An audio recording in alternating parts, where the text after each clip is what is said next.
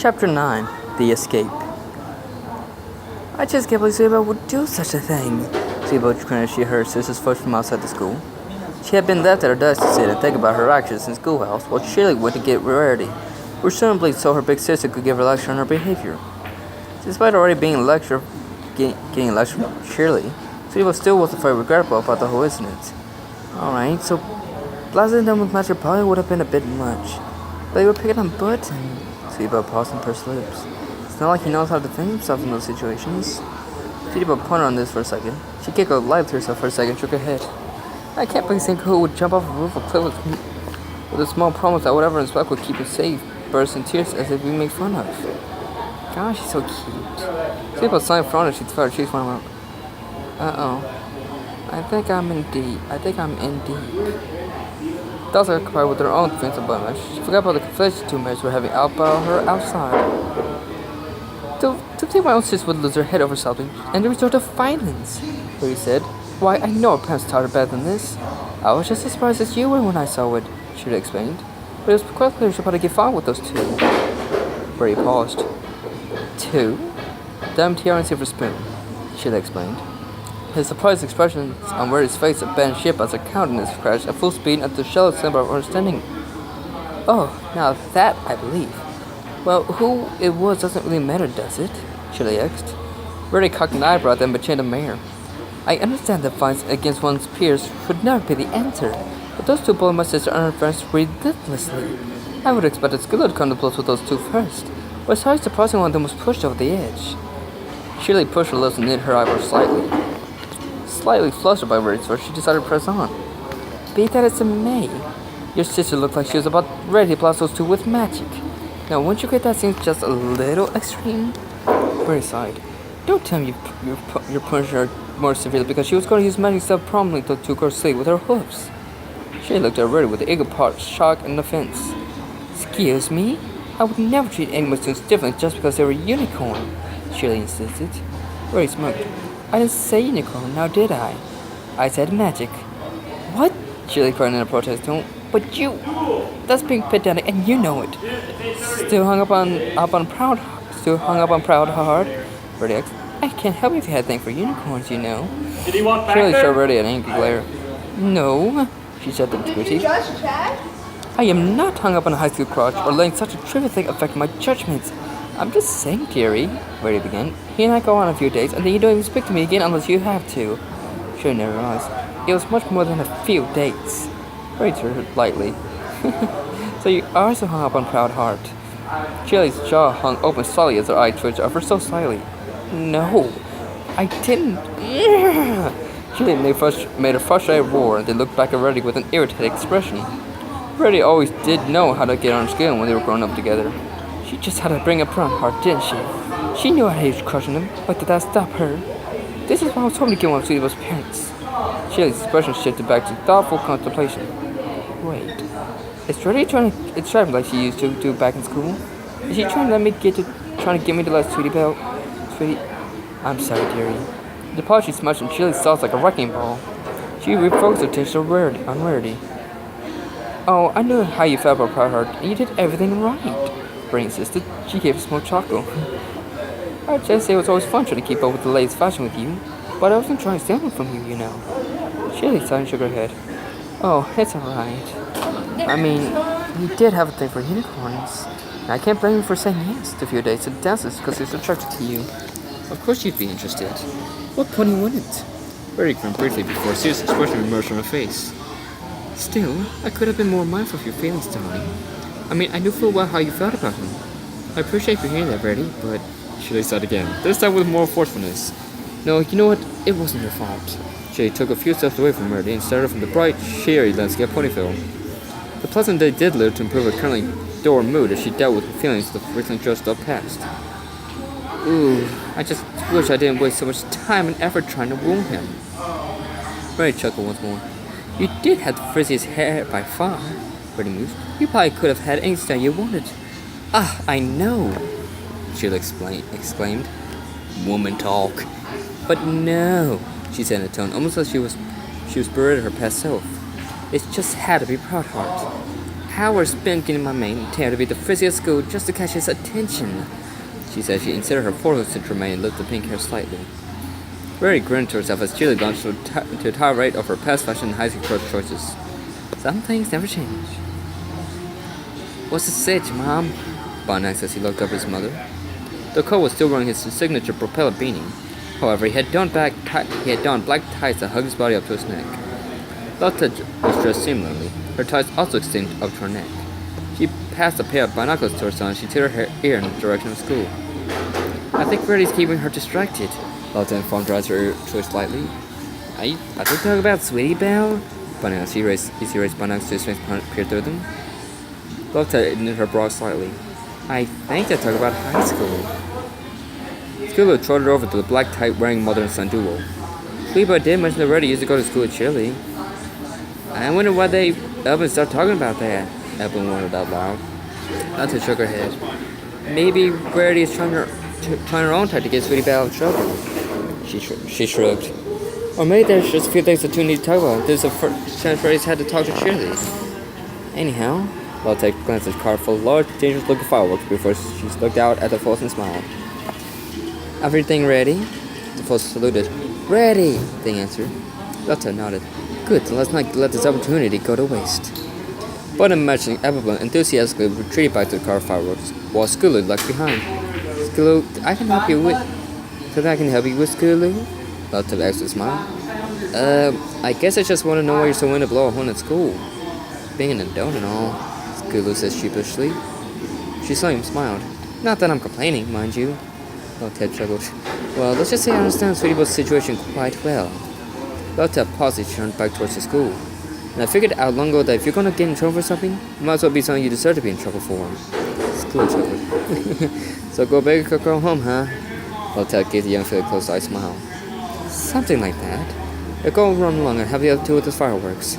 Lotte said she shooed the young fellow along with the fireworks. School nodded. Right. So what do I say to him? Sibyl touched her as she stared into Owen's face. That like you? Sibyl frowned. That sounds stupid. Love? Maybe that's a bit forward. I mean, I'm pretty sure we're too young to get married. Oh! Sibyl broke herself to her stoop as she noticed the talking outside becoming increasingly heated. Her lower lip began to quiver as her ears flopped down around her head. Wow, Miss Shirley actually sounds angry. She wasn't like that when she was talking to me. Maybe I'm in more trouble than I thought. Sibyl perked near up and leaned over and ducked towards the voices. The large schoolhouse windows didn't tune the block sound very well, but Shirley's animated talk was somewhat difficult to follow.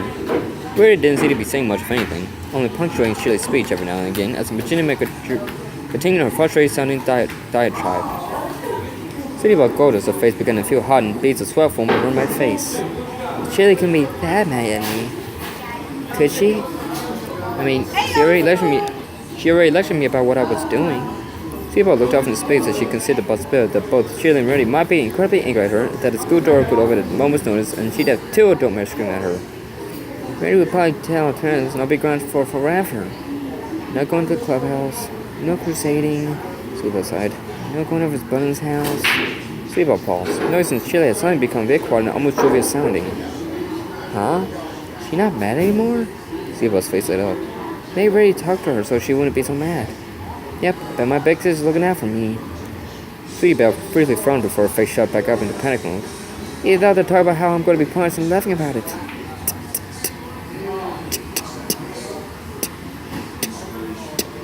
He paused as he heard a tapping sound on the wall, rhythmic as if something was tapping out of pattern. She glanced towards the school entrance and hoped the 2 minutes weren't going to finish anytime soon. She hopped down from her chair and made her way towards the tapping noise. She placed her up against the wall. It sounds like a hoof against wood. She listened some more.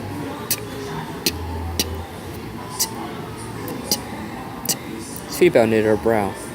Horse code? Excuse me, Sibyl said. I don't know horse code. Like, at all. Oh, Anne's voice replied. Sweetie Belle's face lit up. Button? She asked. Yeah, it's me. Look, you should probably stand back and find cover, Button said. Find cover? Sibyl applied in her brow. Kitty and my Crusaders jailbreakers. Yay! Warwick quickly overtook Sweetie's features. Between her friend's cry and the familiar hissing of a fuse, it didn't take long to figure out what was going on. Tina Fey ran for her desk, and in the light green glow, set the piece of furniture on its side as she rubbed her forearms around her head and hid behind the metal wood item. Oh! Shirley cried in an annoyed tone. She quickly blew gauze of air up towards the bench as she stared off into open space. Reddy just grinned. She was quite used to all the little noises Shirley would utter when frustrated or if she was having an animated discussion. It's just, tell me the braces had play. Shirley said as she turned back towards Reddy. Reddy tilted it once more. The braces totally had played, darling. Shirley sighed. I know. Most friends would think they were lame, but I'd totally rocked those braces. She frowned. I was almost sorry to let them go. She rarely placed a sympathetic glove on Shirley's shoulder. We all were, dear. Oh yeah, sometimes. Remember when the glare from your earrings and hair clips kept on blinding the Paxton students, causing them to crash? Shirley grinned. I remember. You actually stormed to the schoolhouse on my behalf and demanded I'd be allowed to keep wearing them because my outfit wasn't complete without them. Ray sighed wistfully. Those were the days. Ray smiled wide at Shirley. Maybe we should get together and talk old times over drink sometime. Ray let Shirley off a look. My treat? Shirley grinned. I'd like that. Still smiling, she looked back at Shirley. So, about Sweetie Belle. Don't think I don't know what you're doing, Shirley said with a smirk. Ray flinched. Whatever do you mean, darling? Shirley gave Reddy a knowing chuckle. Oh, come on, Reddy. A distraction? The offer of a drink? You used to routine enough on me at school that I eventually pieced together what your little game was. Reddy giggled nervously. Was I that obvious? Well, no, Shirley said, and I did enjoy talking to you. I just have had enough to pick up on your tricks is all. Tricks, right, Ray says as her face was serious. Sorry, Shirley, I should have known better than try and pull a fast one on you. But I do want you to know I meant everything I said, Reddy said earnestly. Shirley paused as she looked at Reddy and sighed. Look, I know Donatiana seems to pick on every pony pretty relentlessly, and I can see how at some point might lose her temper if they saw their friend being picked on. If you can't get sweet about to promise you'll never do it again, I guess I can keep it between us. Oh my, why that's ever so kind of you, Reddy exclaimed happily. Shirley smiled. You still owe me that drink, though. Of course, darling. Anyhow, I doubt down here on Simpson pick on bottom match ever again. Reddy's happy expression shattered like a brick thrown through a plate glass window. But what a mash, she sounded up. You put Sweetie Belle on detention because she was dipping poor sweet hummus butter mash? Are you out of your mind? Reddy shrieked.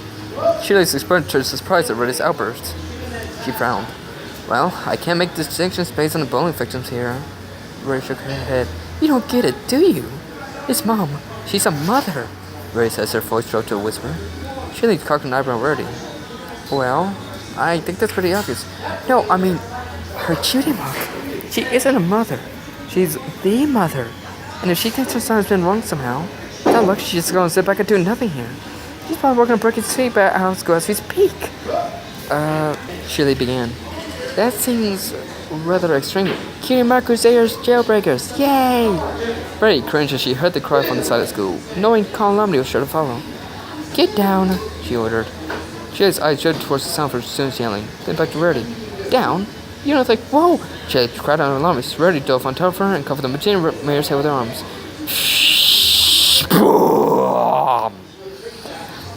Soon a high-pitched squeal followed by a school-shouting boom tore to the quiet air. A dazzling colorful display briefly lit up the daytime sky, followed by the sound of falling wood and shattering glass as the ground in the school itself shook violently. They wouldn't, Shirley murmured with wide, unbelieving eyes. She and Reddy raised to their hoofs. Shirley swallowed and opened the schoolhouse door. Overturned desks, scattered flaming papers, and a large burnt hole in the side of the wall greeted her as she waited Sweetie Belle galloped off towards the car and quickly jumped inside. A cloud of dust kicked up in front of the car, and Shirley swore she picked out a familiar buzzing sound and the sight of a small green propeller as the car sped away. Shirley simply looked on dumbstruck as she trotted forward to examine the large hole in her classroom. She heard the sound of someone tentatively turning up behind her. So, Reddy said nervously, about that drink. Shirley shouted before angrily looking at the hole again and sending long and gusts of breath up at her banks.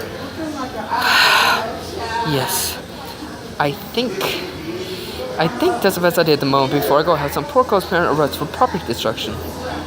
It would break poor Bunny's heart, Junior, and you know how sensitive he is. She is going to fix this, however, she declared she moved to the home in the schoolhouse. They all will. Ray shrugged. Well, that is a fair standard point of a method thing with destroyed things. She decided she walked out towards the nearby path. Rarity followed and trotted up next to the mare. Rarity, am I too soft-hoofed? Shirley asked. Well, be honest, please, Shirley said simply. Sometimes, Rarity admitted, but I would dare say about half your students would spend every day in detention with you if you weren't. Shirley smiled to herself. You make an excellent point. Rarity chuckled. Unicorn, dearie. She said she bobbed her head up, trying to change her horn. Shirley showed Rarity a glare. Don't push it. I can't believe you guys came to rescue me. She about cried happily as she rubbed her arms around Buttermatch and began enthusiasticness in young Combs. Bun grinning returned affection. He rubbed his cheek against Sweetie Belle as he enjoyed the feeling of her arms around his neck. Well, I couldn't just leave you after you came to my rescue, Bun explained. Rubber Bun averted her eyes and pretended to find something interesting out in the distance. That's it, just grinned down the young foals. Still, broad daylight rescue with high explosives? Sweetie squeaked out.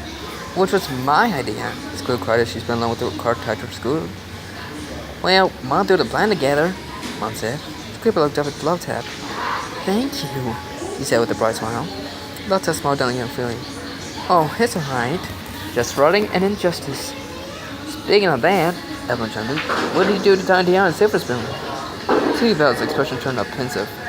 Wait, if she was willing to blow open her whole school just because of the defendant button? I mean, she wouldn't. Love to chuckle. Oh, I just thought they could use a good friend for about a week. Dun dun dun dun dun. Dun dun. Down Tiara and Silverstone looked up from their teen fashion magazines and shot at each other a confused look. It wasn't often anyone simply came up to Diamond Tiara's unannounced. And those that usually did certainly didn't have shave and a haircut, 2 pits. A large grandfather clock that sat in the corner of the room ticked on as the two fillies contemplated what to do. Randolph! Diamond Tiara called out from her counter, looking cushion on the floor. The two fillies perked her ears up, listening for the sound. Diamond Tiara's butler. Randolph! Door! Diamond Tiara cried with far more force and irritation. She was one side and sat down in her magazine. I'll get it. She stood to her close and trotted towards one of the large, elaborately carved double doors that served as the entrance to the large mansion. She reached for the doorknob and opened the door. The bright pink mare with a curly pink mane and beaming smile stood on the end of the door. Before either Silver Spoon or Diamond Tiara could say anything, the mare broke into song, which I do not know the song. Diamond Tiara and Silver Spoon simply stared out at Pinky as she smiled back at them. Pinky paused and put a hoot to her chin. Wait, I guess I just sung a song. Silver Spoon quickly slammed the door and turned back towards Diamond Tiara with a worried, confused expression. What is she doing here? Diamond Tiara just shrugged. How would I know? It's your house. So? It doesn't mean I'm privy to all the strange ideas my dad comes up with. Privy is a fun word to say. Playing for swing out. Ah! The two-faced guy announced as he turned towards Pinky. The pink man somehow miraculously having gained entry into the home. You know what else is fun to say? Pinky actually tipped her head, slightly smiled at the two fillies. No. What? Diamond Tiara's nervous tone. Discombobulate. So much fun. Yeah, say it with me. The two faces exchanged confused glances. Looked back at Pink with blank expressions. Come on, say it. Pink committed. Diamond Tiara began. Silver Spoon cleared her throat. Discombobulate. Discombobulate! Pinky cried cheerfully as she threw her hose in the air. The group went silent as the large clock continued to and counting down the uncomfortable seconds. So, Pinky, Diamond Tiara began, why are you here? In my house, she said in a somewhat different tone. Oh, I thought I explained it on my song. Here, let me start again. No, Diamond said forcefully. That's alright. Just, who told you we needed a friend? Did my dad put you up to this? Diamond Tiara asked as she raised an eyebrow. Pinky shook her head. Some pony who happens to get the personage of planetary hell private particular pay Pinkie Pie to be a private pal for a period of 7 days. Heaven isn't a word, Silver Spoon said. Yeah, but I was kind of on a pole that Paul there. Pink explained. Whoops. I meant wrong. 7 days? Tantio explained. That long? Long? Piggy explained in surprise. More like short. That's bad enough time to throw my tablets of fun would say I was still leaving town from collecting and irritating noises. Piggy paused and leaned over towards the woods with Bee-oo, Bee-oo, Bee-oo, Bee-oo being a new personal favorite. So get excited about that because you're going to be hearing it a lot, she said with a smile. I mean, like, you're going to close your eyes when it's quiet and think I'm saying Bee-oo, Bee-oo, Bee-oo. But it'll be just be your silly little feeling nuggets playing tricks on you. Donatilla slowly stood up and began making her way to the door. She flashed a look at the Silver Spoon. Silver Spoon slowly began turning the knot to the front door. Vicky continued. And every now and then reads story from the Big Book of Shaggy Dog series, which has a surprising lack of shaggy dogs. Run! Donatilla cried. Silver Spoon opened the door and the two fillies made a mad gap out into the mansion's yard. Wait! Bee cried. She began to bounce to the two. Next door is perpendicular. I can not be excited about that. Run faster, DT. She's getting on us. Oh, Celestia, how can anybody bounce so fast? So, what's the plan now, Mom? What next? Oh, I think we'll just go away until this whole thing blows over. Love Tip replied. Yeah, really think if we wait long enough, we'll get away with blowing a hole in school? Echo next. Love Tip found her eyes between wise, her people shrink to pinpricks. Almost as if they had just now done or what had just transpired. No, I do not, she answered. School sighed. Oh well, at least we'll all have planned company and detention together. Gee, I hope it's not caught out the next 0 days, Mash muttered. Good pause, before bringing a fit of giggles and laughter. Sweetbug stopped laughing. She realized Bunny was looking right at her. She attempted to get her thoughts together. Oh jeez, what do I say to him? He just put himself in try to get me out. Should I just try to tell him how I feel? But everyone's right here. It's mom season here. Hey, Bunny said. Yeah? Sweetbug replied as Yanko interrupted her thoughts.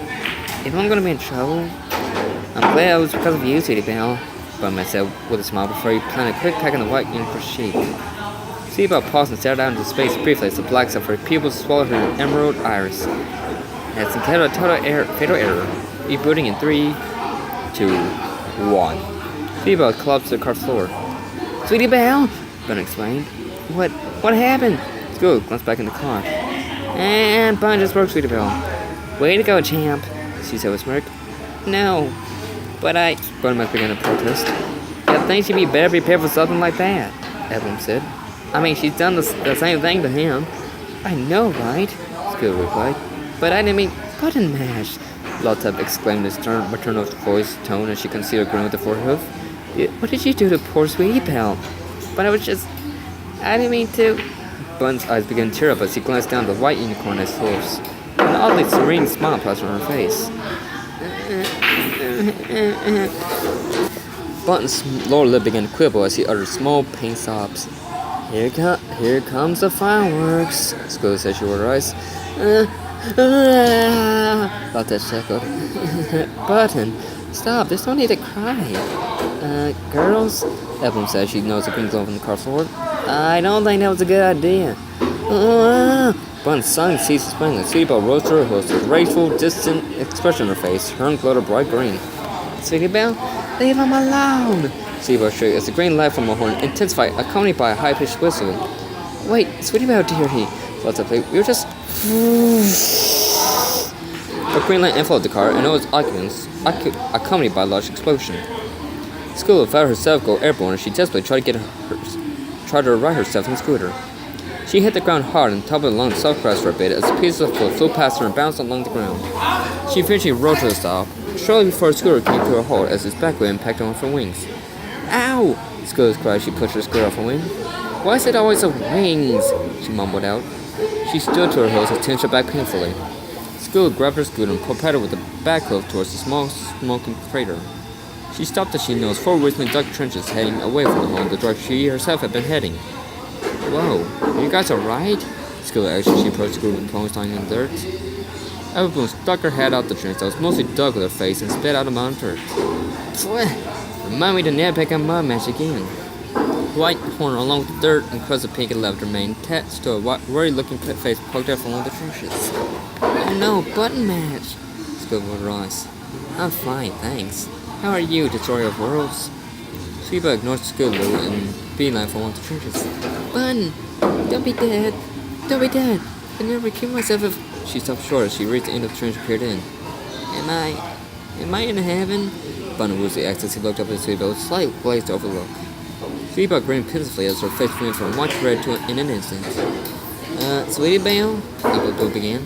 I know you might protect Bun and Mash, but could you maybe stop and think about who you're blindly before you fly off the handle next time? Sheba's eyes went wide as a heavy frown crossed her nervous, happy expression. Whoops, sorry, pony. Oh, it's okay, Sweetie Belle. Flutza said she rose over her own trench dust her outfit off. I completely understand. Sheba grinned and looked up as Buttonmash climbed to his heels and smiled happily at his mother. Now let's get you to my house and clean up before your sister has even more reason to be mad at me. Lieutenant looked at her son and smiled. And then maybe French toast for dinner? Yay! Buttonmash cried as he fluttered his four hooves about. The 5 ponies began a slow, somewhat paying gait towards Buttonmash's and Lieutenant's house. The worries of the trouble they were likely to be in were momentarily pushed away in favor of the sweet, syrupy meal that awaited them.